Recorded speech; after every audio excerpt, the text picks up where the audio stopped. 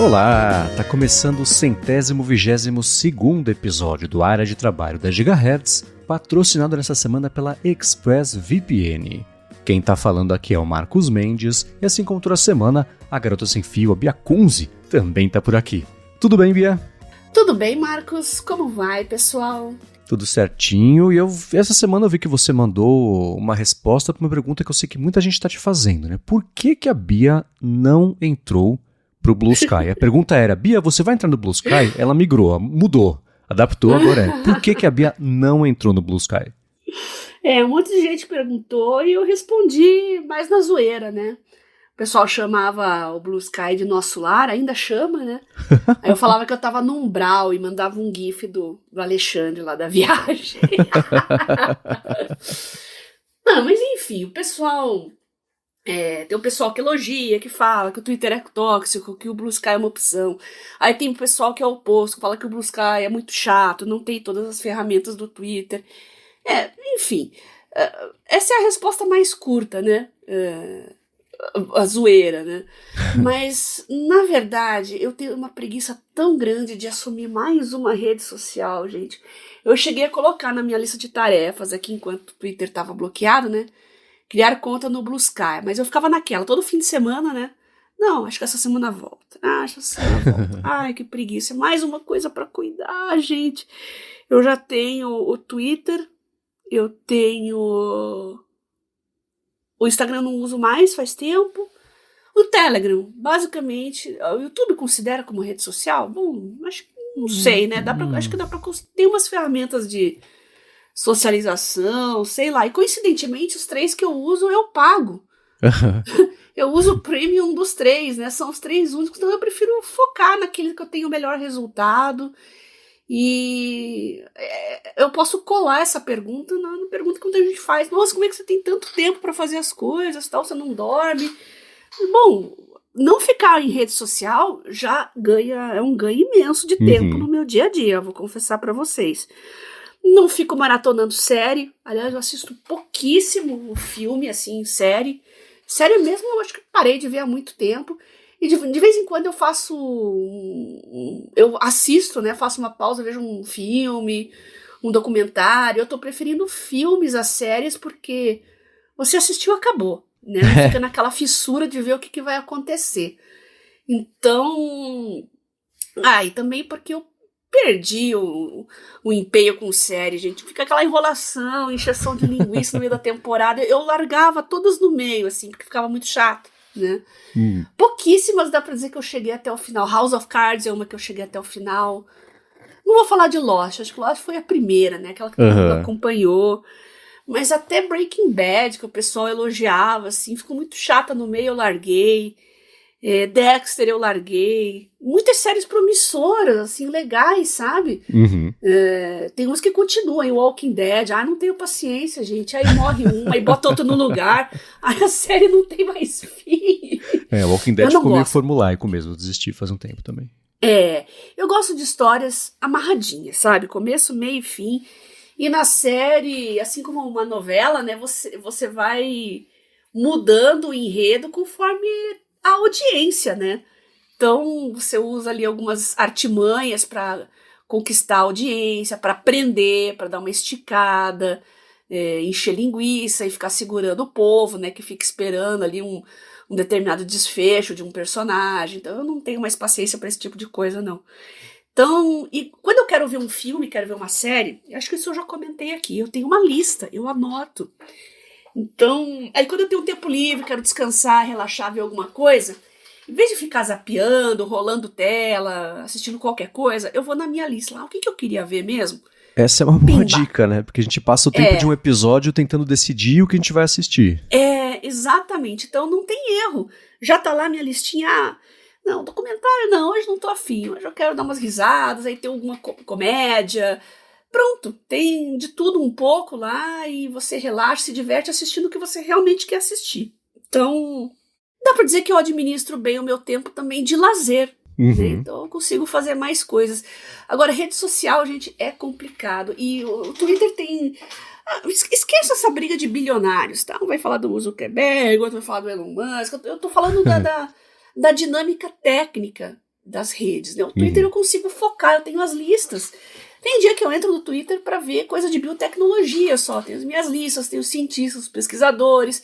Eles postam papers, eu abro, salvo, dou uma olhada. Tem dias que eu quero ver mais coisa de tecnologia, tem algum lançamento. Opa, saiu um Kindle colorido.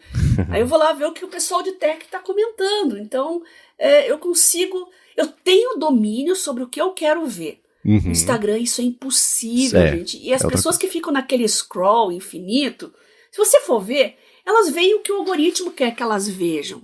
Então é o tempo todo o influencer vendendo coisa pra você, é post de loja, de restaurante, parece assim, na verdade é um ad infinito a linha do tempo do Instagram. Agora se você quer ver lá o feed da sua avó, lá com o seu netinho e tal, eles vão esconder, porque eles não consideram interessantes, porque não gera din-din, né? Essa é a dinâmica de uma rede social, né? E, infelizmente, o que realmente importaria as pessoas deixam pra lá e acabam vendo coisas que elas não procurariam por iniciativa própria. E é isso.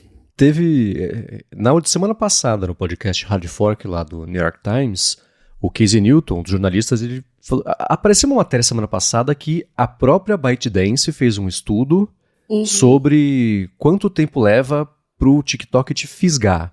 Eles concluíram lá que você precisa ver 260 vídeos. Viu 260, fisgou. Você entrou ali no vórtex gravitacional e não sai mais, né? E ele falou, cara, ele falou, não tinha TikTok, eu fiz o teste. Eu vi, eu anotei quais foram os 260 vídeos que ele foi recomendando pra mim, etc. E ele falou, não fiz interações do tipo curtir, salvar, fiz uma conta do zero, não usei meu e-mail, né, pra não ter nenhum tipo de não é viés exatamente, mas assim, um direcionamento ali. E ele falou, e ele detalha, né, as bobagens que acabou viralizando, mas ele fala, é interessante como tem muito vídeo. E ele e o Kevin Roose, o outro jornalista, eles usaram o termo hipnótico, assim. Tem um vídeo de alguém que vai fazer a restauração de alguma coisa enferrujada. E aí pega lá um jato de ar, um jato de água com pressão, não sei, e vai pedacinho por pedacinho, assim, e depois vai passando uma outra coisa. Eu achei que hipnótico é um bom termo pra isso. Tem muito vídeo que é assim. A pessoa mostra o passo a passo, cortadinho, bonitinho, de como ela fez um desenho super detalhado. Então começa com um traço simples, depois vai fazendo assim. E esse ritmo desses vídeos, eu falei, putz, é verdade, não de um jeito exagerado, mas chega a ser hipnótico mesmo, que vai te prender. É o micro Sherazade de Mil e Uma Noites, que as séries fazem a mesma coisa, né? Vai de pouquinho em pouquinho te mostrando ali pra garantir que você vai vendo, eu achei bom. E se ele tiver publicado uma matéria sobre isso, eu deixo aqui na descrição, senão eu deixo só o link pro episódio mais recente aí do Hard Fork.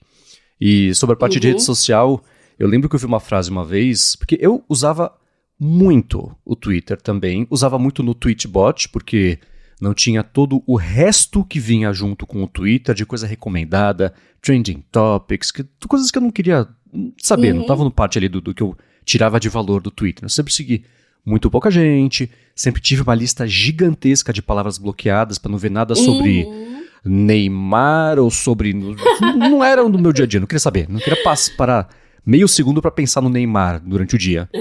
Então eu bloqueava, eu fiz uma limpa gigantesca, cara. FIFA, sei lá, são dois exemplos de futebol, mas tinha outros termos, né? Muita coisa de política que eu não queria saber. E quando acabou o lance das APIs, né, que o Twitter obrigou agora você ir pro Twitter pra usar, foi impossível, era uma outra coisa, era um outro universo. Tinha caído num labirinto que eu não sabia sair, assim, e todo aquele, eu vou chamar de lixo, tá? Todo aquele lixo que eu consegui me livrar pelo Tweetbot, voltou lá, falei, putz, não dá, né? E aí apareceu o Mastodon como principal candidato imediato ali de substituto, e aí depois veio o Blue Sky, veio também na cola lá o Threads, e eu acabei migrando pro Threads, mas é engraçado que eu vi uma frase uma vez que é exatamente isso, assim, né? Eu me senti muito representado, que ao comprar o Twitter, o Elon Musk piorou o vício dele no Twitter e salvou todo o resto de nós desse vício. Eu falei, putz, preciso, porque hoje em dia o meu uso do Threads, ele não é 1/5 da quantidade de tempo que eu passava ali no Twitter.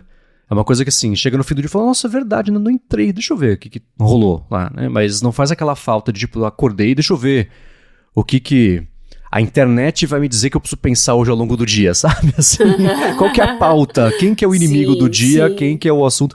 Então não tem isso, tem sem dúvida que tem sido positivo. Mas é perspicaz essa ideia de que essa mudança no Twitter piorou o vício dele, mas melhorou de todo mundo, né? A gente deu uma liberada, né?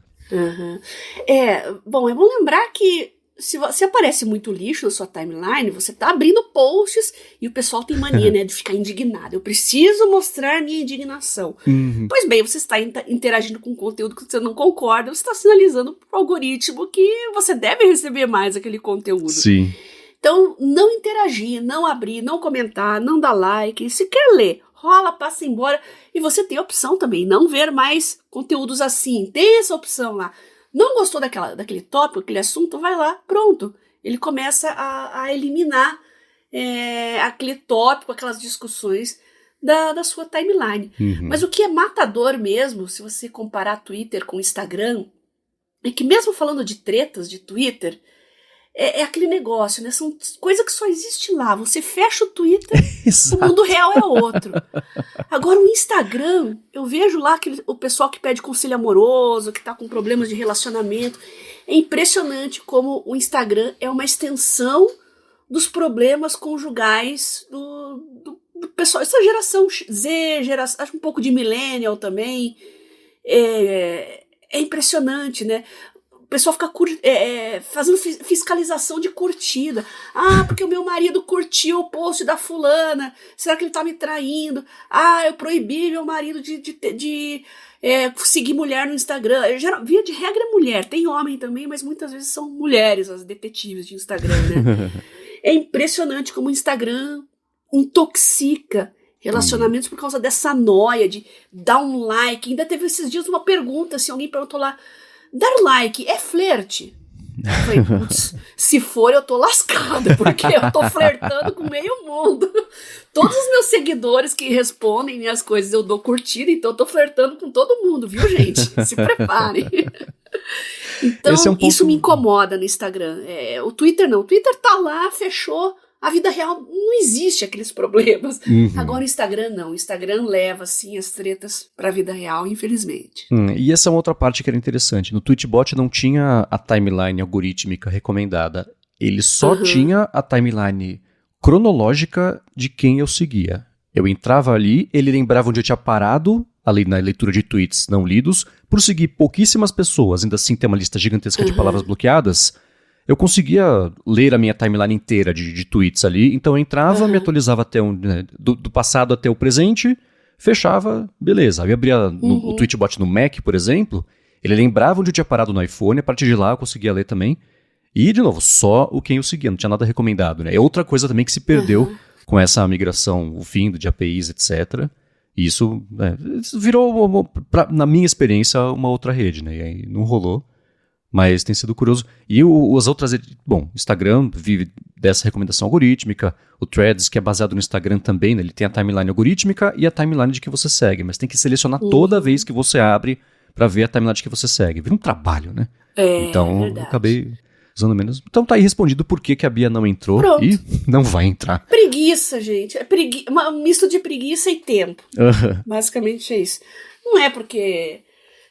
esse negócio de umbral, de nosso... Gente, eu gosto de zoar também, né? Mas, no fundo, o problema é outro. Eu tô muito cuidadosa com o meu gerenciamento de tempo agora e outra rede social. Eu não entrei no TikTok até hoje por causa disso, né?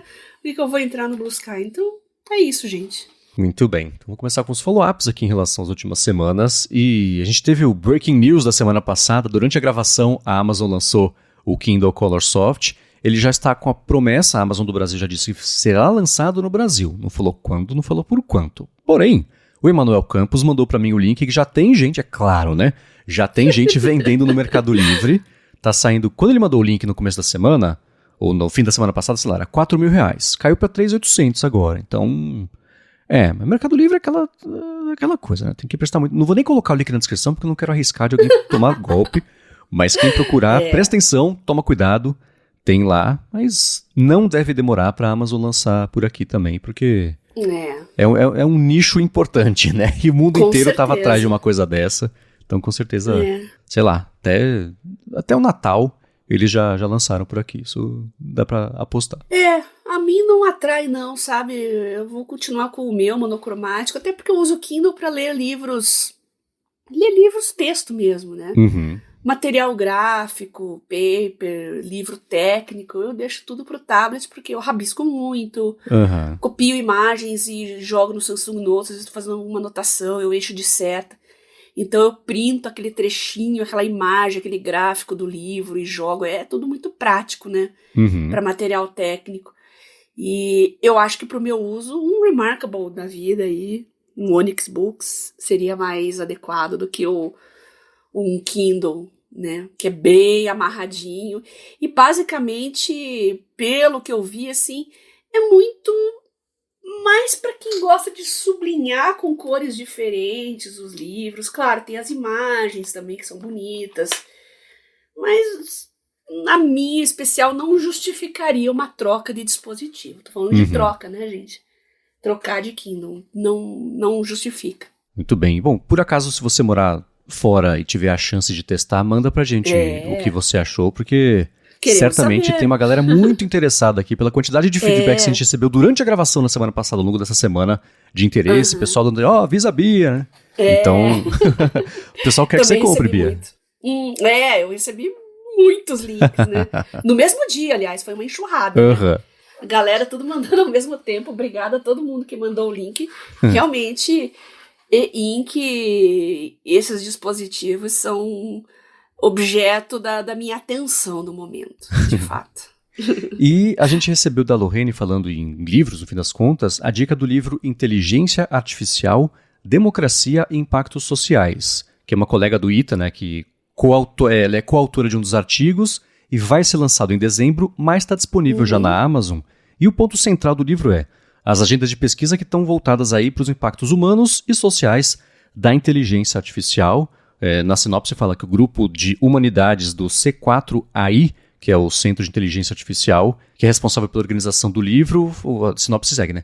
Tem desempenhado um papel fundamental para pautar os assuntos relevantes, tipo o impacto de inteligência artificial para o futuro do trabalho, que a gente já falou sobre isso aqui, aumento da desigualdade social, riscos também que envolvem segurança, privacidade, questão de regulação, dilemas éticos envolvidos aí, os problemas ligados também à informação, sistema político partidário, até para a própria democracia, né? E eles abordam também questões relativas à qualidade da interação entre agentes inteligentes, que a gente fala também bastante aqui, e humanos. Vai, é claro, ter o link na descrição. E obrigado a Lorraine por ter mandado a dica e parabéns ao pessoal envolvido no lançamento do livro pelo lançamento, porque acho que está chegando na hora certinha para trazer mais ainda para a pauta de discussão pública esse tipo de assunto. E o link vai estar na descrição para quem se interessar. É claro, e lembrando que assim, a gente falou algumas semanas aqui que o Geoffrey Hinton, que ele é o Godfather, não sei se eles usam o Godfather como poderoso chefão da IA ou só como padrinho da IA, mas ele é parrudão aí na história da inteligência artificial. Ele foi pro Google, saiu do Google, acabou de ganhar o prêmio Nobel e ele saiu para alertar, justamente ele cita nominalmente algumas dessas questões que estão tratadas aqui no livro, né? Então a parte de regulação, dilema ético, impacto no mundo do trabalho, impactos sociais também, pode aumentar a desigualdade, etc. Então o livro está bem nessa veia, eu certamente vou ler, e se você ler também, a gente pode fazer um episódio discutindo aqui sobre o livro, quem sabe até trazendo o pessoal envolvido no lançamento, ou enfim, na confecção, na composição aí do livro, a gente traz aqui e bate esse papo. Boa. E o Thiago tava com problemas aí da película do tablet dele, que fazia barulho, sim. A esposa queria dormir, né? E a Tatiana Tenuto deu a dica, ela falou que ela também tem um iPad e tinha bastante dificuldade com a tela muito lisa. Mas ao invés de usar a película, ela usa o que a gente até comentou aqui, que uma pontinha diferente do Apple Pencil, ela usa uma pontinha de silicone que funciona como uma capa, mas só na extremidade ali do Pencil. Ela falou que essa pontinha dá o atrito suficiente para melhorar a usabilidade, não faz ruído e não solta a ponta. Ela falou que é baratinho na Shopee. Ela deixou o link, que é claro, eu vou deixar na descrição do episódio. Então fica aí a dica pro Thiago e para quem mais estiver procurando aí alguma alternativa dessas. Adorei a dica da Tatiana, porque realmente é baratinho. No momento tá o link que ela mandou, tá R$9. Aí tem mais um impostinho, frete, mas enfim, continua baratinho.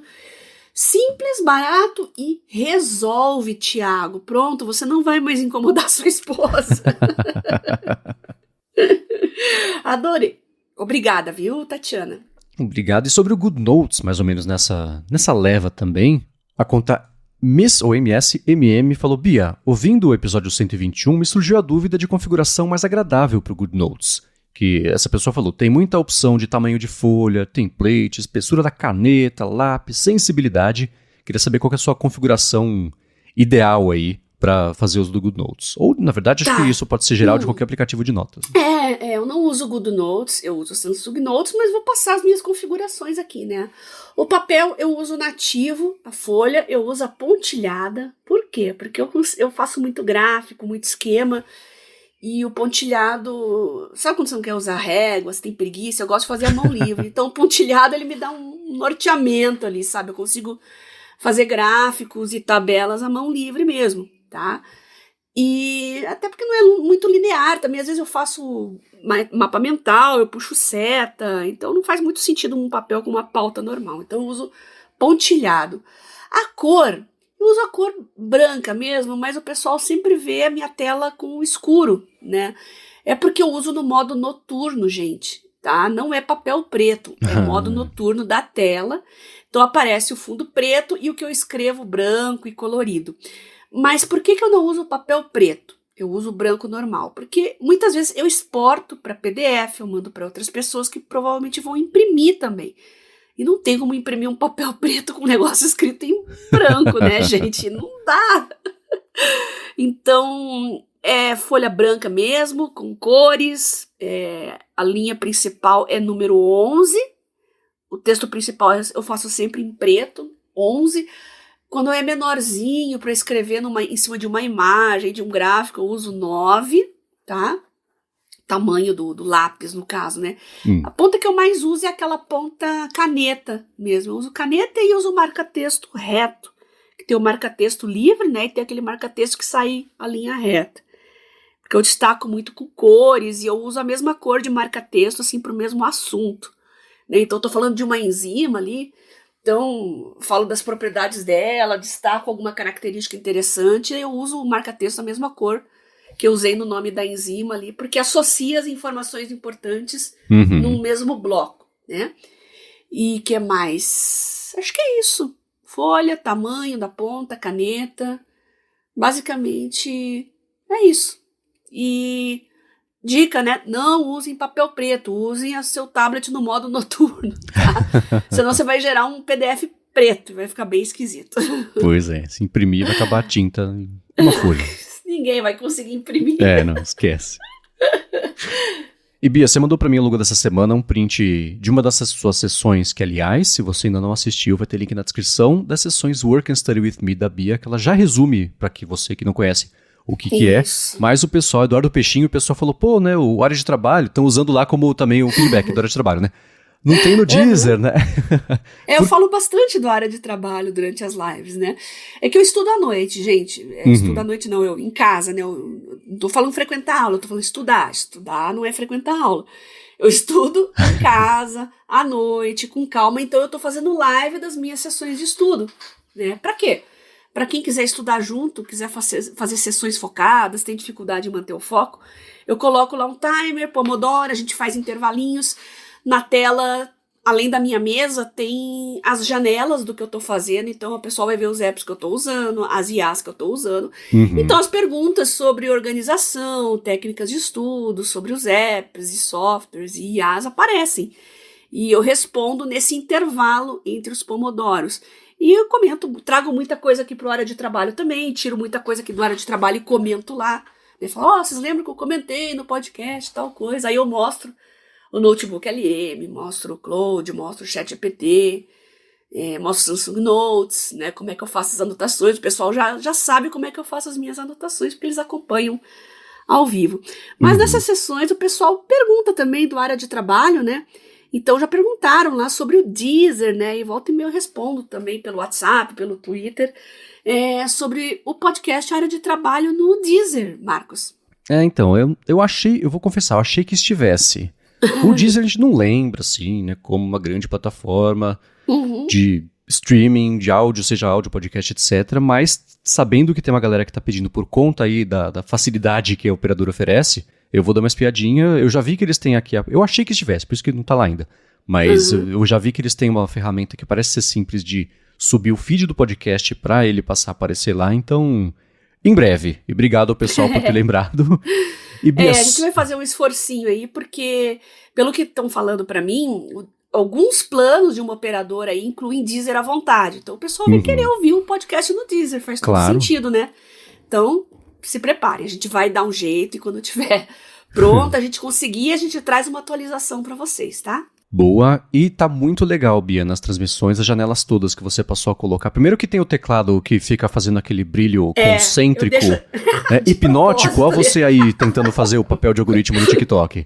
E junto disso, as telas todas, tá bem interessante ali, o timerzinho do Pomodoro, olha, quem não viu, vai dar uma espiadinha, muito bacana, e encaixa isso no seu dia a dia, ou nos dias em que a Bia faz o stream, e já dá, a gente vai até falar sobre isso já, né, arrumar um tempinho aí pra você render mais, aprender.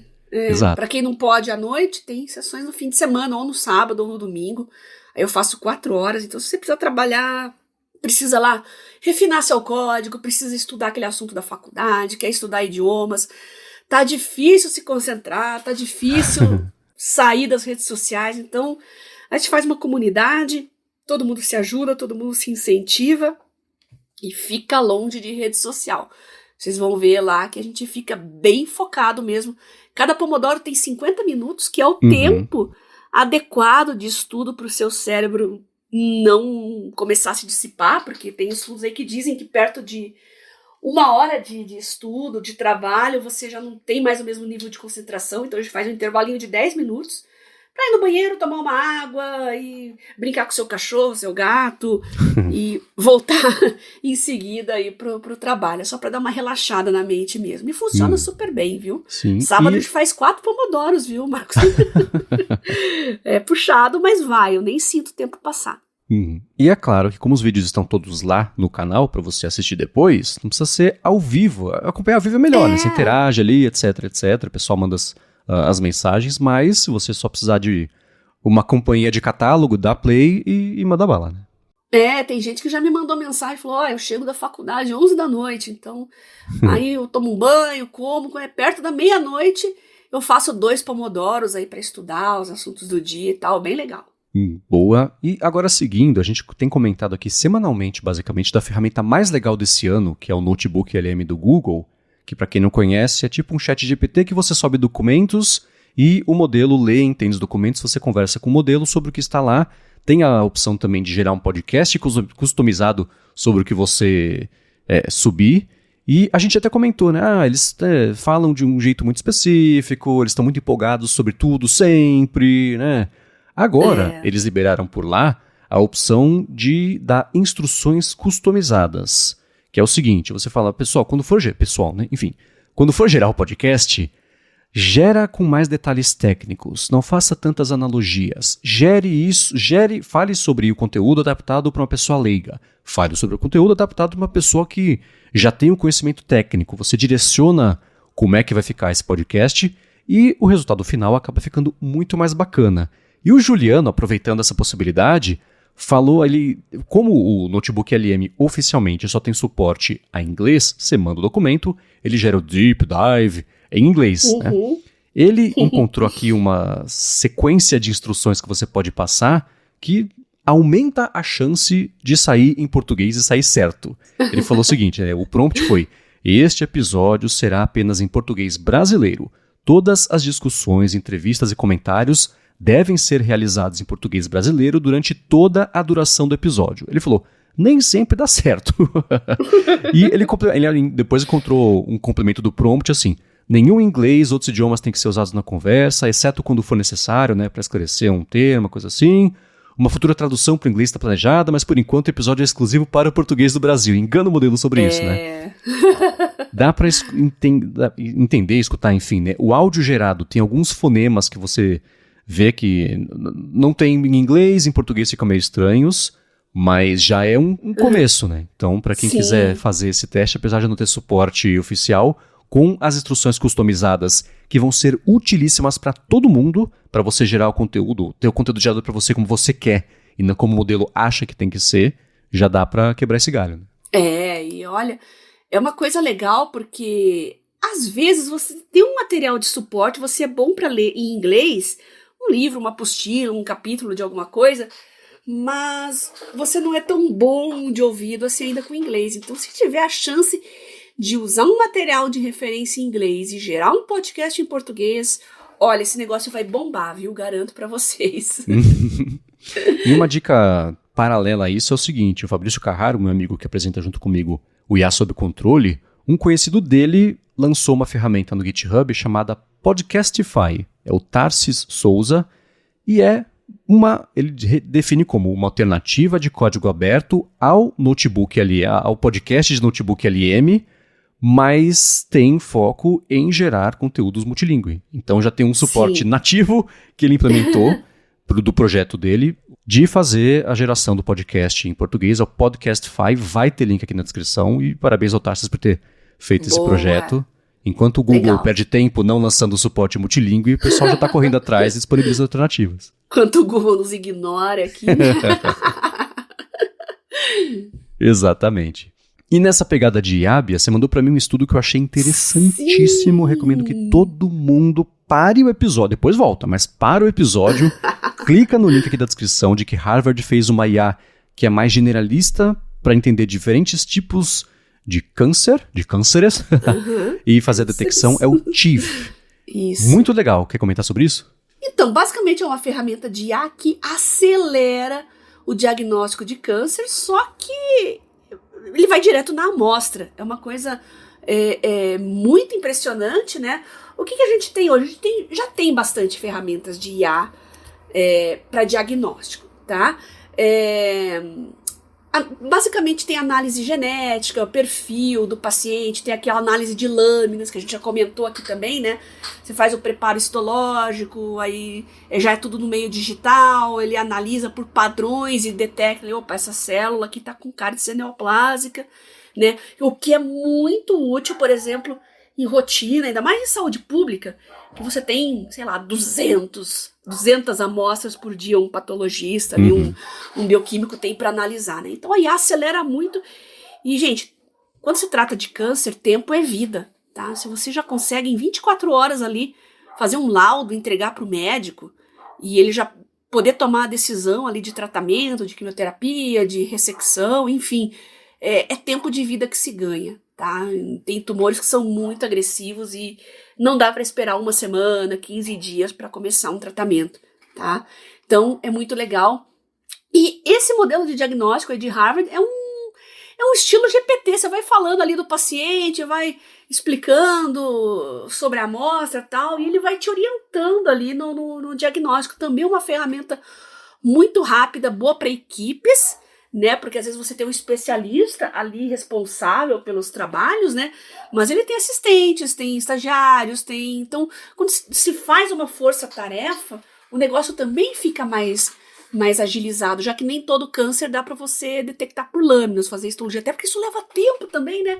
Ressecciona, manda para biópsia, tem o preparo, né? Tem a fixação ali na lâmina, tudo isso demora, né? E aí joga lá para a parte computacional. Então, quando você vai fazendo uma coisa dirigida, num estilo GPT, né, como é essa solução aí, o TIFF, poxa, você também agiliza o trabalho em equipes. Isso é muito legal. E, claro, tá passando por treinamento, ainda não tá 100%, e a expectativa é que, conforme as pessoas vão usando mais, o algoritmo vai melhorando, vai sentindo o feeling dos profissionais ali, o que eles querem saber, o que eles os detalhes com os quais eles se preocupam, né? Muito legal. E aí tem aqui uns links já de alguns resultados aí de avaliação para câncer de cólon, câncer cerebrais, que tá bem avançado, né? O que eu achei interessantíssimo, eles falam, né, que o treinamento envolveu 15 milhões de imagens de um jeito mais geral e depois mais 60 mil imagens do slide inteiro, não é só o pedacinho ali que foi coletado, seja por biópsia, seja por uma coleta mais cirúrgica, e para trocentos tipos de câncer, então pulmão, seio, próstata, coloretal, estômago, esôfago, etc.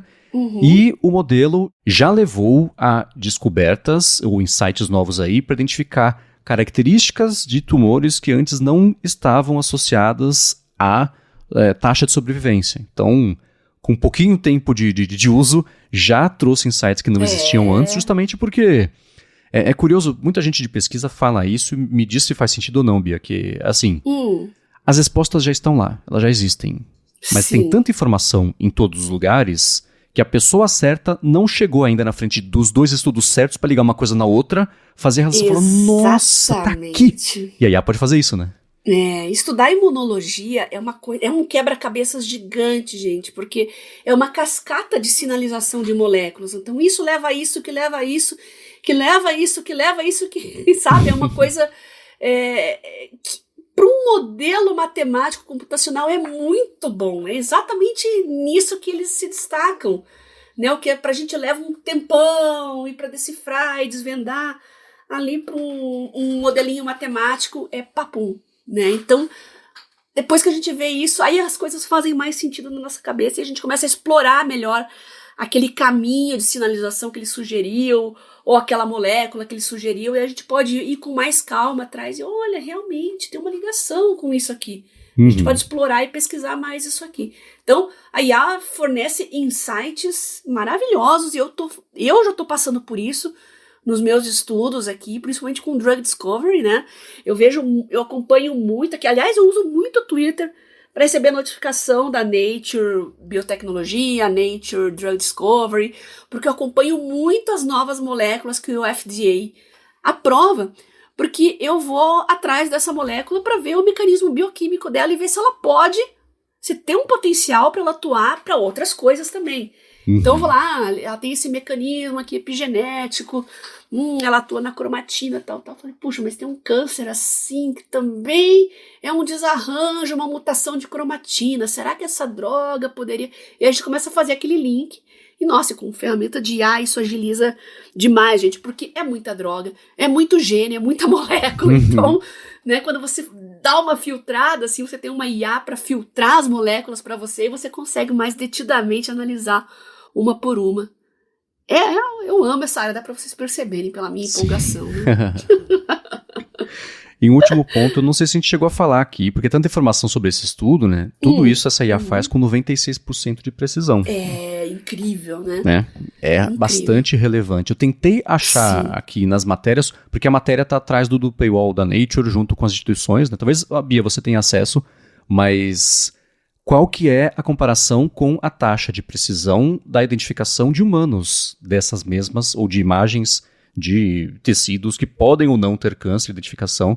Acho que essa é a comparação mais relevante, né? Geralmente, o diagnóstico por humanos, por exemplo, por um patologista que está ali no laboratório, microscopia e tal, a IA é muito maior. E não é porque o patologista é incompetente, é burro, não estudou o suficiente, não é nada disso.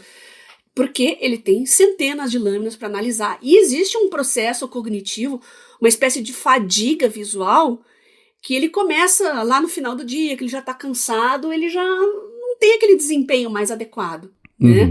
Tende, às vezes, a ignorar coisas que ele vê repetidas vezes. O nosso olho, infelizmente, o nosso cérebro, ele tem essa tendência a ignorar coisas que ele vê repetidamente todo dia, né? Passa a ser trivial, então o nosso olho... Quando a gente está revisando um texto, Marcos, você que trabalha com produção de texto e tal, você sabe disso, né? Você está tão acostumado com algumas coisas que teu olho ali na hora da revisão, ele pula coisas banais, assim, que você tá habituado, né? Eu tenho certeza que os erros aparecem quando você dá publish na matéria. Tá tudo certo, você dá publish, aí some um D, some um S. Eu acho que é assim que funciona. Aí você passa o seu texto para outra pessoa, parece que ela tem um olho melhor para corrigir seus erros, mas não é, porque ela não tá... Você tá habituado com o seu próprio estilo, evidentemente, mas a outra pessoa não. Então não é porque você escreve mal, que você é burro, etc., não sabe português, não é nada disso, gente, é fadiga visual. Tá? Então a IA não passa por isso, tá? Ela não tem esses problemas. É um código, é um algoritmo, é um cálculo matemático. Então não existe esse aspecto humano do cansaço, etc. E no diagnóstico, não, viu? E eu ia comentar que talvez as matérias não citam isso, o estudo não conseguia encontrar na íntegra, mas talvez não cite isso justamente para não ter a chance de passar a impressão que está dizendo que as pessoas que trabalham com isso a vida inteira são incompetentes, que justamente não é isso, né? Eu acho que o jeito de você olhar para isso é o complemento, é o assistente, é o copiloto, etc, e não que vá substituir pessoas que Isso são é muito patologistas importante. e, claro, exatamente, né? Bem lembrado. Não vai demitir patologista não, tá, gente? Porque tem que ter o double check, tá? Só que vai agilizar. Então, quando você tem ali aquilo que tem potencialmente cara de ser positivo, que o algoritmo já vai separando para você, você dá uma checada. Aquilo que tá duvidoso, tá? Você não precisa olhar 200 lâminas por dia, mas você vai naquelas que ele acusou alguma coisa e você faz um double check, tá? É aquilo que eu falei, gente, é ganho de tempo, não é substituição de pessoas. Sim. Tempo é vida em oncologia. Exato. E tem, eu lembro, acho que eu já contei essa história, eu vou contar rapidinho aqui. A Larissa faz laudos de pílula endoscópica. Então, quando os exames endoscópicos tradicionais não são conclusivos, o que faz? A pessoa engole a pílula com a câmera e a câmera vai tirando fotos durante todo o trato intestinal da pessoa até chegar num lugar onde não dá mais pra tirar foto, porque se junta toda a massa que tá ali na pessoa, né? Então, o que acontece? A pílula vai fazendo isso, pega essas fotos, vai salvando ali numa centralzinha, um computadorzinho que a pessoa usa na cintura, depois pega esses dados, transfere para o programa. O que é o programa? É a Larissa assistindo a gravação da pílula andando pelo corpo da pessoa. Nossa, então é são, muito louco isso. sei lá, 4 ou 5 horas que ela vai passando, né? E o que acontece? Quem tinha a patente disso era uma empresa israelense, só existia a PillCam. Acabou a patente. Apareceu um monte de empresa chinesa fazendo basicamente a mesma coisa. E os programas das empresas chinesas passaram a integrar IA. Que era o seguinte. O trabalho dela segue sendo examinar toda a captura de todo o trajeto da pílula. Mas o programa faz assim, ó. Nesse pedaço aqui e nesse pedaço aqui, dá uma espiadinha nessa área aqui. Porque a inteligência encontrou que talvez tenha alguma coisa. Não prescinde ela ver tudo, mas direciona a atenção para lugar que tem maior chance de ter alguma coisa. Então, Sim. E aí, não sei como é que tá essa PillCam. Os israelenses adotaram isso, imagino que seja inevitável que isso vá aparecer, mas esse estudo me lembrou muito isso, né? Porque se você aumenta a precisão, você agiliza e melhora o diagnóstico com a assistência, o humano e a máquina trabalhando juntos ali, que é o contrário do que o Jeffrey Hinton estava alertando, né? Você vai ainda precisar ter o humano no loop ali para garantir que é isso mesmo, né? Nossa, lindo demais, né? Pois é.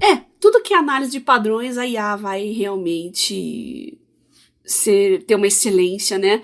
Contanto que você tenha uma boa base de dados, bastante numerosa, diversa, né? A diversidade é importante. O segredo está na qualidade da base de dados usada para treinar essa IA para detectar os padrões. De resto, é só sucesso. É isso mesmo. Agora, Bia, o Jonathan, ainda falando sobre saúde, mandou uma pergunta pra gente, que eu já vou dar o spoiler que eu anunciei a resposta, então presta atenção na pergunta, pra ver se a gente ajuda o Jonathan, talvez a Bia saiba também, mas antes, eu vou fazer tipo o João Kleber. Para.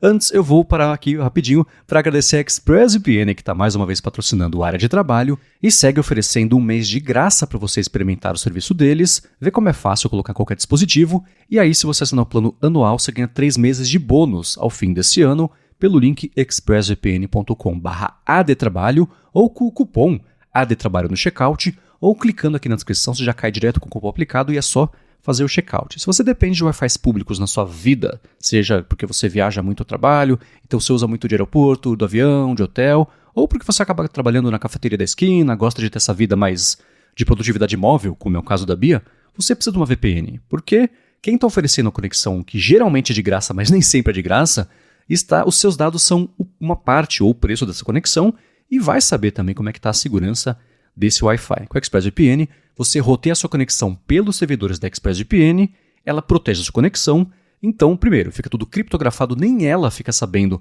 quais são os sites, os servidores, os conteúdos, por quanto tempo, qual o dispositivo que você está usando aí para acessar a web, e em segundo lugar, você destrava webs pelo mundo afora aí que você não tem acesso aqui para streaming, por exemplo. Né? Eu uso todo dia o Max conectado no ExpressVPN, roteando pelos Estados Unidos, que eu tenho acesso ao catálogo de lá, que é diferente do que tem aqui no Brasil. Funciona com praticamente todos os streamings, praticamente todos os países. O contrário também, tá viajando, quer ver uma coisa que só tem por aqui, liga ExpressVPN, roteia pelo Brasil a conexão e pronto, você destrava esse conteúdo pelo qual você está pagando no fim das contas, né? Então, para conhecer melhor a ExpressVPN, ver como é fácil colocar no telefone, no tablet, no computador, no roteador de casa, se você quiser proteger todo mundo de uma vez só, na TV, na Apple TV, mas na TV mesmo, dependendo do modelo, faz o seguinte, expressvpn.com/adtrabalho, link na descrição, aproveita um mês de graça para experimentar e depois 3 meses de bônus na assinatura do plano anual. Uma última vez, expressvpn.com/adtrabalho. Muito obrigado, ExpressVPN, pelo patrocínio de mais esse episódio e pelo apoio a toda a Gigahertz.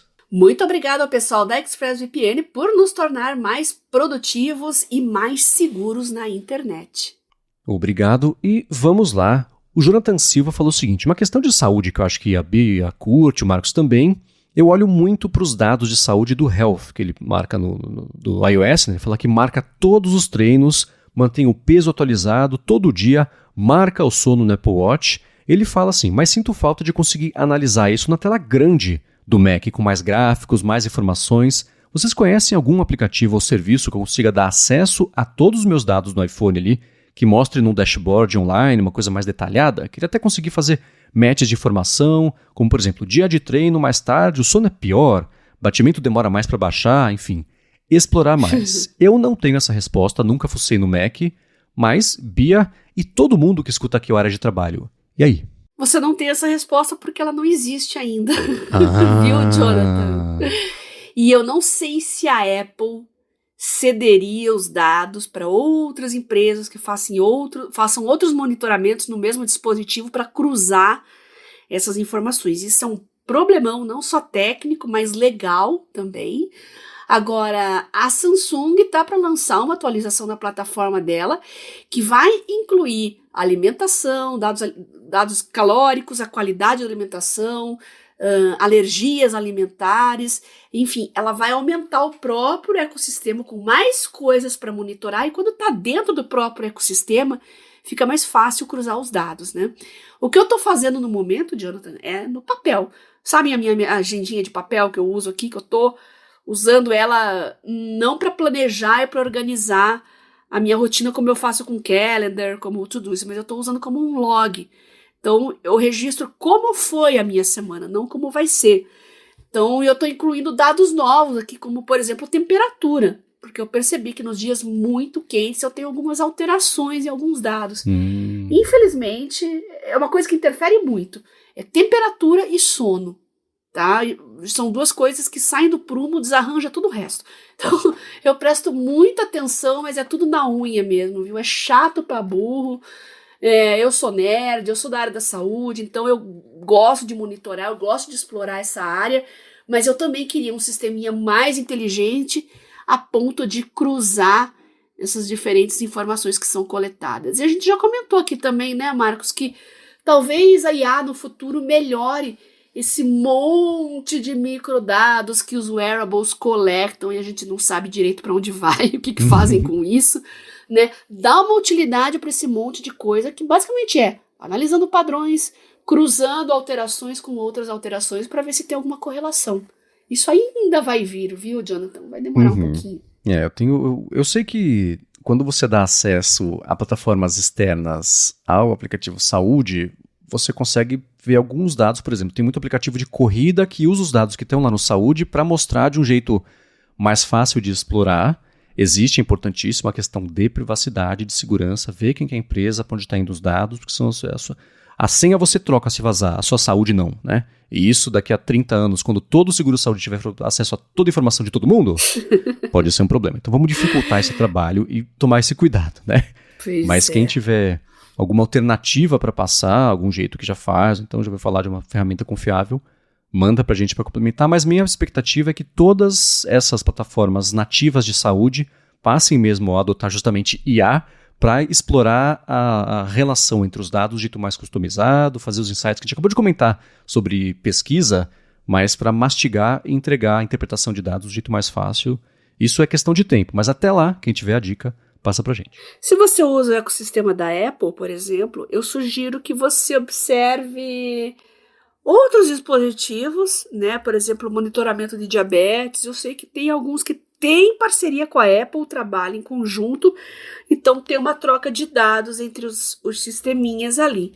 Então, eu não sei se para pressão arterial tem também. Os principais são pressão arterial, A parte cardíaca e a parte endócrina, eu sei que tem esses dispositivos de terceiros aí, inclusive alguns de drug delivery agora. A nova tendência que vai vir aí por exemplo, injeção de insulina inteligente, né? Em vez de fazer uma dose fixa, fazer toda uma análise de como que tá ali a sua parte endócrina e despejar no seu organismo apenas a quantidade necessária naquele momento, né? Isso vai evitar muito efeitos colaterais, sobredose, subdose. Então é uma coisa bem legal, bem inteligente e é muito personalizado isso. É um nível de personalização absurdo, porque nada oscila mais na gente no dia a dia do que a nossa glicemia, né? O nosso gasto, os momentos do dia. A gente tem, no mesmo período de 24 horas, uma oscilação absurda da glicose conforme a oferta e a demanda. Então, é outra área que a IA pode trabalhar muito bem e ajudar o pessoal que tem síndromes metabólicas, viu? Promete. Agora, Bia, o Elzo Brito mandou a dica de um gerador de questões que ele criou com o ChatGPT, foi um GPT customizado, e a descrição é: GPT para criar perguntas educacionais motivadoras, explorando fatores de desempenho dos alunos e superando barreiras socioeconômicas, incentivando motivação e engajamento. Eu vi que você curtiu, já tô usando. Então, conta pra gente. Já tô usando, é muito legal, adorei. E eu adorei porque as questões que eu vinha fazendo eram muito básicas, né? Múltipla escolha, só uma correta. E o gerador do Elzo não, tem questões de todos os tipos. E você vai conversando ali no chat. Eu quero número tal de questões, eu quero questões de preenchimento de lacunas, eu quero de múltipla escolha, eu quero de verdadeiro ou falso, entre outras. Tem várias opções lá, né? E eu quero mistas, né? Isso é mais legal ainda, né? Misturar todos os tipos de questões. Então você vai ali orientando o GPT e ele faz ali o questionário para você. Já dei até sugestões para ele para dar uma melhoradinha, uma coisa que melhora muito as LLMs. Antes de você pedir um simulado, falar para quem é esse simulado, tá? Porque tem questões nível ensino médio, tem questões nível superior, tem questões nível... sei lá, ultra científico, né? Então você pode falar, olha, faça um questionário tal para um estudante de farmácia, um estudante de medicina, um estudante de engenharia mecânica que está estudando mecânica dos fluidos. Pode detalhar sim, ele sabe de tudo. Então é muito legal porque ele refina o estilo das questões e o nível de aprofundamento. Muito legal, gente. A gente vai compartilhar o link aí do gerador de questões e eu já tô usando pra caramba. Adorei. Obrigada, viu, Elzo? Valeu e parabéns. Link sim na descrição. Agora, uma dica que eu quero dar pra você, Bia, que eu não sei se você viu, mas que eu sei que muita gente vinha esperando e que eu acho que pode ajudar bastante falando no ChatGPT, é que eles, enfim, lançaram um beta, mas é do aplicativo do ChatGPT pra Windows, que só tinha pro Mac. Agora tem pra Windows também. Você já sabia, tá testando? Já sabia, não tinha baixado ainda? Não sabia, vou baixar. E outra coisa que eu não sabia é o Claude, foi o Matheus, se eu não me engano, que me mandou. O Claude também lançou uma versão para Android, que eu não sabia, eu tava usando via navegador. Então, tá ali, né, bem legal. Eu acho que em mobile ter um app, assim, pra isso faz mais sentido até do que pra Windows. Porque Windows você tá ali, eu tô com o navegador aberto o tempo todo, né? Fácil de acessar ali, né? Não faz muito sentido, mas no app é legal que fica salvo, histórico ali, tem um atalhinho, é mais prático, né, mais dedicado, então não depende do cache do navegador, às vezes fica carregando, né, eu quero o histórico do chat que eu conversei com ele ontem e fica ali carregando, então é mais rápido ter um app dedicado, se você usa bastante, né, tem que justificar o uso. Por outro lado, se você tiver o app, você vai acabar usando mais, né? O problema Tostines ao contrário. Então, pode funcionar bem. E no caso do ChatGPT para computador, seja Mac, seja para Windows, a vantagem é a seguinte, né? Options passo. Já abriu aqui para mim o campo de digitação para eu fazer a pesquisa do ChatGPT sem ter que ir lá no navegador, clicar na aba, etc., sem abrir o programa. Então, é um atalho para você usar, assim, leva meio segundo, você está digitando com ele e tem toda a parte de você poder... que tem também na versão web, tem na versão de aplicativo, mas no computador, talvez, se você estiver já nesse contexto, é mais fácil de subir um arquivo, tirar um screenshot, né, subir uma foto, coisa assim. E se eu apertar o Option Espaço e der Enter, aparece a janela completa do ChatGPT, que é um WebView no fim das contas, mas deixa eu selecionar qual que é o modelo, né? Se eu quero usar ali o GPT-4o, se eu quero usar o One Preview, o Mini, etc, etc. Já tem acesso ali ao menu de GPTs customizados. Ele tem também o Voice Mode.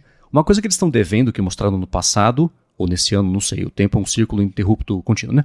Mas é aquele negócio dele enxergar, eu estou antropomorfizando aqui, mas o que está na tela para você interagir com o ChatGPT no contexto do que está na tela, sem ter que subir screenshot, nada. Ele vai usar uma visão computacional dele e vai ter isso tanto no telefone quanto no computador também. Eles estão devendo isso.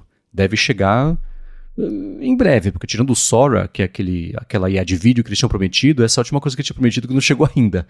Então, na hora que isso aparecer, pode ser bem interessante. E como nessa última semana, a Anthropic, que faz o Claude, anunciou um beta deles de uma API para fazer um agente no computador, falou assim, Claude, faz aqui a planilha que eu não estou com paciência, os documentos são esses aqui, faz aí para mim.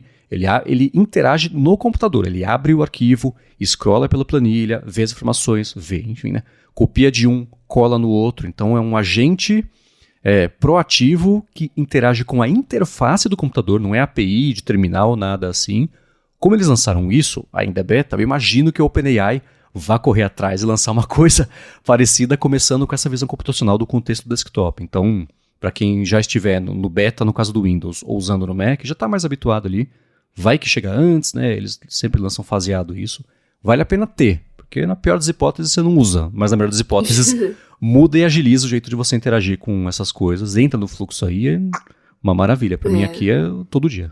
Boa. E Bia, sobre o lance dos tecladinhos programáveis, que eu comentei aqui nas últimas semanas, o Edson Nakano mandou a dica do que eu já falei no área de transferência, que está na minha lista do Papai Noel nesse ano, que é um teclado programável da Logitech, que são duas peças. A primeira é um quadrado que tem uma rodinha que você gira para fazer scroll em timeline, coisa assim.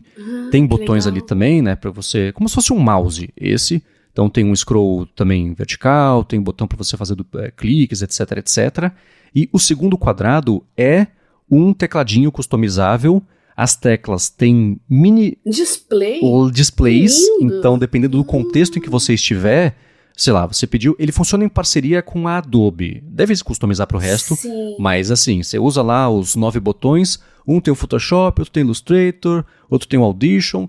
Apertei o Audition, os ícones dos botões do teclado mudam para, sei lá, dar um split na timeline, copiar os arquivos. Eu customizo isso dependendo do contexto de cada aplicativo. Então deve agilizar bastante o processo todo ali, o workflow. O gostinho que eu tenho disso, desse teclado xing-ling aqui que eu comprei e que já me dá um adianto gigantesco durante o dia, já mostra como tem potencial isso aí. Então, é claro, primeiro, obrigado ao Edson por ter mandado o link, a dica, vou deixar aqui na descrição. E também sobre isso o Fabiano Castelo falou, Marcos, obrigado pela dica daquele endereço do GitHub lá, que eu vou deixar aqui também na descrição, para facilitar a configuração desses teclados. Ele falou, eu ia devolver, mas vou ficar com ele. Agora o lance vai ser brigar com o arquivo de configuração aqui, assim como eu briguei, né? Usei o ChatGPT para me ajudar a configurar, mas espero que ajude mais gente. Eu vou deixar aqui de novo na descrição. Que excelente sacada em colocar os botões como displays, né? Não precisa de ficar decorando coisas, não, com o tempo. Você vai ali visualmente, né? E com o tempo sua memória muscular se encarrega de guardar os comandos ali. Adorei. Sim. Adorei, Papai Noel. Seja bonzinho com o Marcos esse ano. Ele foi um bom menino. Pode presentear ele com esse Creative Console da Logitech, que é show de bola. E pra quem mora... Bom, por enquanto ele vai ser lançado só nos Estados Unidos, então dificulta um pouco o acesso, tanto físico quanto de preço. E para quem comprar, eles dão... Eu não sei como acontece para quem já tem assinatura, mas eles estão dando 3 meses aí da assinatura plena do Adobe, dos programas todos, etc. Então, um pouco desse investimento é retornado na forma desse crédito aí da assinatura da Adobe. Mas é muito bacana e eu espero também que eles lançando isso, mais opções cheguem ao mercado, né? Esse lance da tecla com o displayzinho é uma coisa que aquele Stream Deck eles foram meio pioneiros nisso, né? E já tinha, etc, mas dá um adianto. Eu tenho aqui essas 12 teclas, eu preciso parar por meio segundo ainda para pensar, qual que é? Não é essa, não é a outra aqui que eu configurei. Esse é um problema. Então, Sim. tirar esse pedágio ia ser bacana. Esse teclado é sensacional, tô muito afim de ter. E mais uma vez a gente apela aí os nossos ouvintes que estão fora do Brasil, quem decidir investir nesse brinquedinho incrível, conta pra gente a experiência depois que a gente vai adorar. Uhum. Agora, uma outra dica que a gente deu aqui foi o seguinte, né? Eu coloquei há algumas semanas, vou deixar de novo na descrição, mas coloquei há algumas semanas um link de 60% de desconto no Evernote. Para algumas pessoas funcionou, para algumas pessoas não funcionou. E o Paruker aconteceu as duas coisas. Foi o seguinte, ele falou, obrigado por esse link. Inicialmente não tinha funcionado, porque a assinatura estava ativa ainda. Ficava num loop eterno, carregando o preço, assim como foi para você, Bia. Olha só. Isso, exatamente. E ele falou, foi só a assinatura vencer no dia 10 agora de outubro, tinha cancelado já a renovação automática, e 2 dias depois o link funcionou. E ele falou, a renovação saiu por R$105, muito menor que os 480 que a Play Store queria cobrar, e ele conclui, agora tenho mais um ano aí para achar uma alternativa e migrar. Então, Bia, talvez seja esse o problema. Perfeito. Eu acho que sim. Hoje é 20, no momento que estamos gravando, né? 23 de outubro é o dia que vence a minha assinatura. Olha! Hoje é o último dia. Então, sexta, daqui 2 dias, né? Ele falou. Sábado, então, que eu vou ter mais tempo. Vou tentar entrar no link de novo e torcer para não ficar aquela rodinha chata girando. Vamos ver se aparece a promoção para mim. Dedos cruzados, gente. Estamos na torcida. Aproveite o dia de manutenção da Bia pra fazer isso, então. E você conta pra gente na semana que vem. Pode deixar. E você comentou que você tá fazendo no seu Work and Study With Me o Pomodoro, né? E o Matheus Diniz, ele mandou 2 dicas, na verdade, que eu acho que podem ajudar bastante gente. É interessante que são 2 aplicativos que têm um esqueminha de gamificação, o que me fisga sempre, eu vou testar, vamos ver o que acontece, né? Foi o seguinte, ele falou que sabe que faz um tempo que a gente nem comenta aqui sobre aplicativo de organização de tarefas, plataforma assim, mas ele fala, tenho uma sugestão chamada Tools. Ele fala que é minimalista, sem muita opção para te deixar perdido, que ele falou que é tipo o Notion, né? E tem muitos recursos e tem uma assinatura que ele falou que parte de $2 por mês. E é interessante que mesmo se você assinar as versões mais caras, os recursos são os mesmos. O lance é que a assinatura é para apoiar ali o desenvolvimento, e o app tem 2 coisas boas. Ele é gamificado, então você tem tarefas diárias para fazer, e sempre que você completa, você ganha umas moedinhas, e ele vende também recursos avulsos a $2 cada, ou então, se você juntar 200 moedinhas por ter usado, cumprido tarefas, você compra também. Esse é o aplicativo Tools, e ele falou, falei do Pomodoro, ele mandou uma segunda dica, que é uma espécie de Pomodoro gamificado, chama Forest. Ele é pago para o iOS, custa R$23, e grátis para Android, mas se quiser recursos pagos ali, ele falou que custa R$18, que ele se lembra mais ou menos, um pagamento só. E ele gosta porque, como o próprio nome diz, você cria uma floresta. Então você confirma o tempo de foco, vê como que a floresta vai ficar, né? Quanto maior for o tempo, maior a floresta fica. E você consegue visualizar como que está ficando a sua floresta. Você tem moedas também que você ganha a cada sessão de foco para comprar as árvores. Você cria marcadores com cores também, né? Então te ajuda a ver com que coisa está focando mais, o que é menos. Tem um blocklist também. E uma coisa que é muito interessante, se você abrir aplicativos pré-determinados aí que você configura como os assassinos de produtividade, por exemplo, sua árvore morre. Então, para você não matar a árvore, né, você não entra no Twitter, basicamente. Exatamente. É um exemplo, né?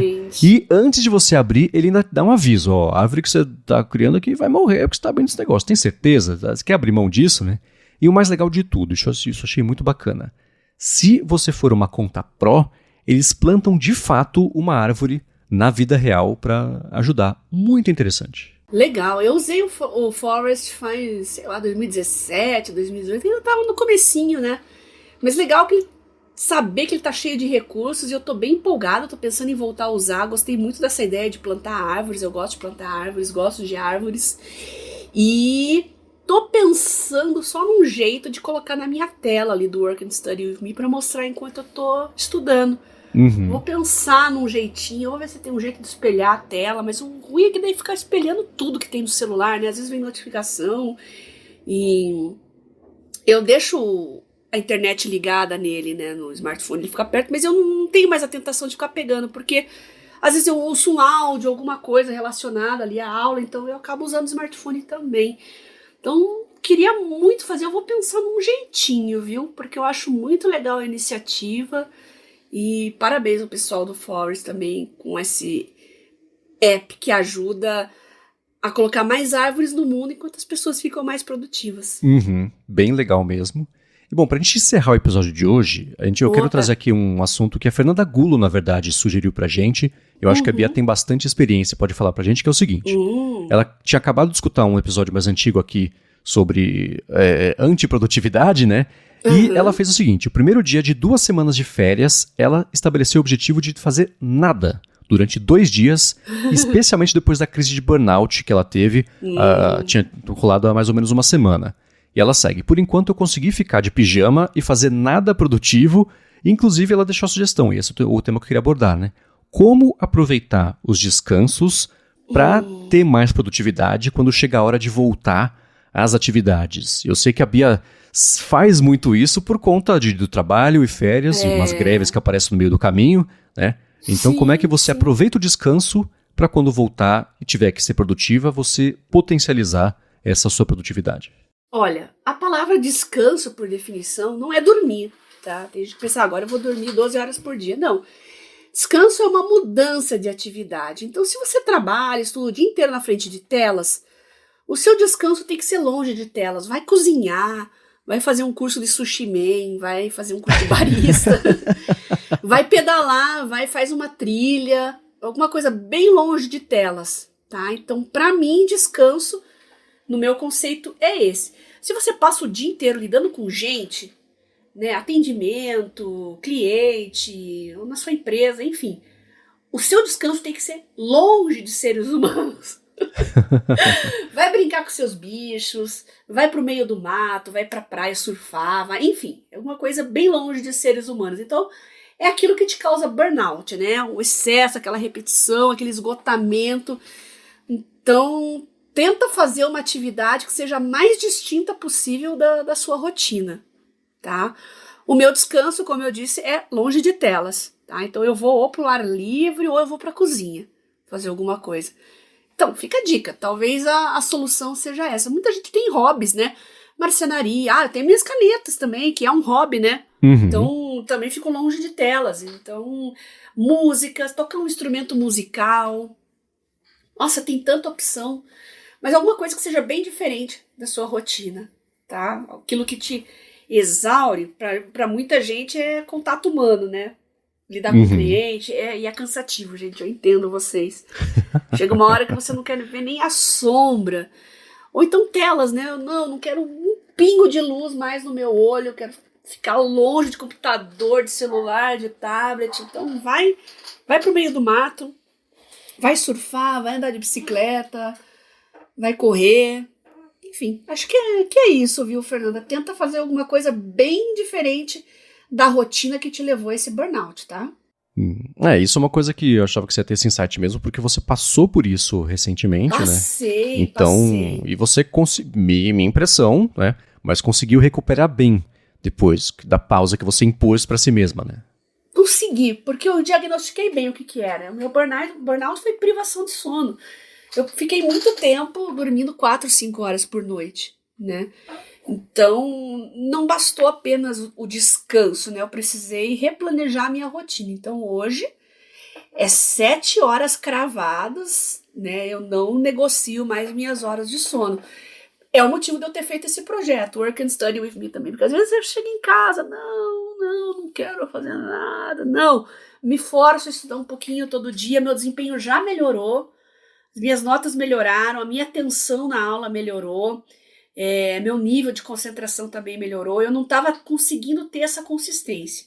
Então, iniciar esse projeto que me colocou num compromisso com as pessoas, então mesmo sexta-feira, que é um dia pauleira, pelo menos 1 ou 2 pomodoros ali eu faço com a galera, né? Então eu já me sinto com o dever cumprido. É importante, porque você cria o hábito. Eu já estou no 30º Work and Study With Me, segundo dizem, né?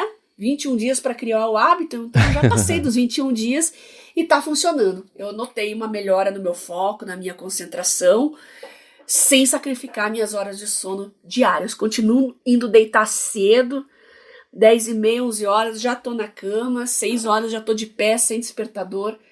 É o cenário perfeito, que é o que eu queria, e eu tô conseguindo.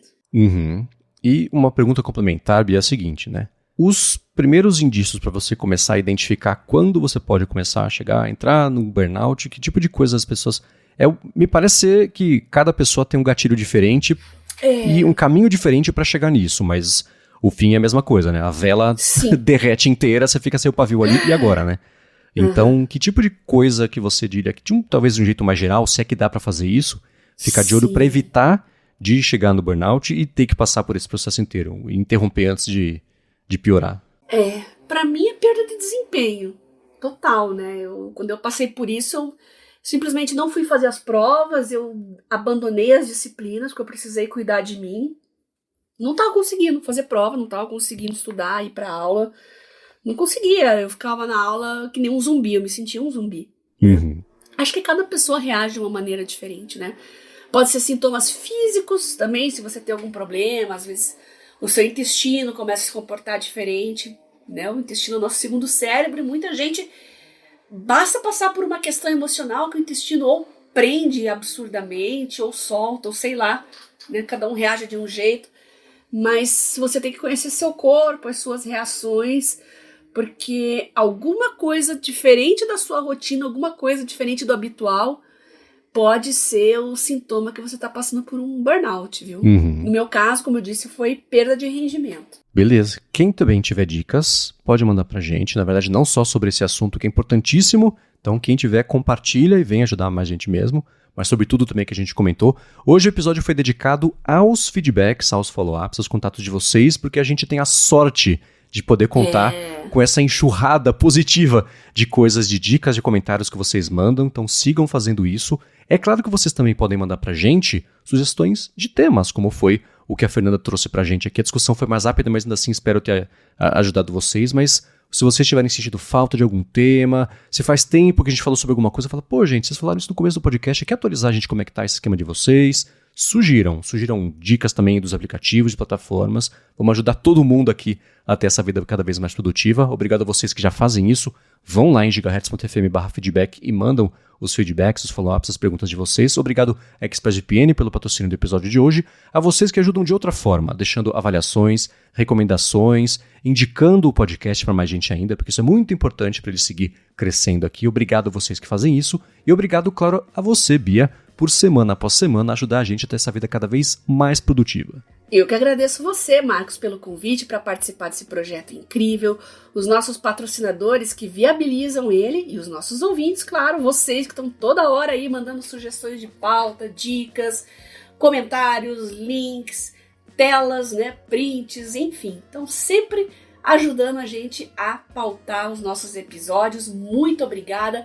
E você pode mandar o seu pelo meu Telegram, manda uma mensagem privada no @BiaCunz, e lá você pode mandar link, áudio, imagem, eu vou ler todo mundo, vou responder, e se você quiser participar dos nossos grupos, o Produtividade Móvel e o Mundo Sem Fio, além do link do meu projeto Work and Study With Me, manda também uma mensagem no meu Telegram, @BiaCunz, fala, Bia, me manda os links, eu mando na hora, tudo pra vocês, tá bom? Maravilha. Bom, para falar comigo, se vocês quiserem, MVC Mendes lá no Instagram e no Threads. Eu apresento por aqui A Fonte e Área de Transferência. Apresento para a Lura o IA Sob Controle. Essa semana a gente bateu um papo com um engenheiro que trabalha naquela empresa de robótica que chama atenção, um robô que parecia um humano vestido de robô. Ele trabalha lá, falou sobre como a IA está ajudando, como a generativa vai ajudar também na interface entre humanos e robôs. Bem interessante o papo, vai ter link na descrição. E escrevo todo sábado para o Mac Magazine, no último fim de semana, sobre como o Tim Cook está falhando, a meu ver, na última tarefa dele, que é segurar o pessoal que segue pedindo demissão. Gente se aposenta, tudo bem, né? Mas gente nova, acabou de entrar, tá saindo também. Tá algo estranho por lá. Eu explorei isso no texto do Mac Magazine. Link também na descrição do episódio. Obrigado mais uma vez pela audiência de vocês e a gente volta na quarta que vem. Beijoca sem fio a todos e até semana que vem.